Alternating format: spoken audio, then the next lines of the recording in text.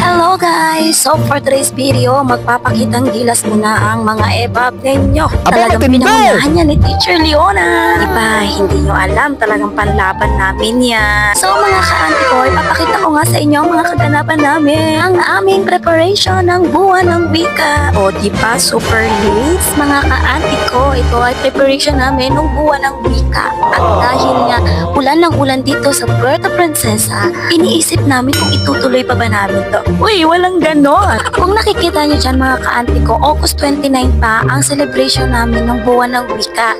At itinig ko ito August 28. Yes po, 28. At nag-celebrate kami September 1 na. O, diba? Ganon po kami ka-advance. Huy, hindi ganon. Kasalanan talaga ito ng ulan eh. Huy, ang dami ko nang sinabi, nakakaloka. Hindi ko tuloy na-flex yung mga teacher dito na todo airport. Pero no joke mga ka-auntie ko ha, talagang todo bigay kami yan dyan, mag-airport para mapaganda lang ang celebration ng mga bata. O, diba? Pagkatapos nga maglagay ng mga kaanek-anekan dyan sa mga gilid-gilidan, at dito naman kami sa mga eme-eme na hagdan. O, diba? Talagang sakit na naman sa kamay maglagay ng thumbtacks na yan eh. O, baka sabihin nyo na naman, di naman ako tumulong, nagbibideo lang ako.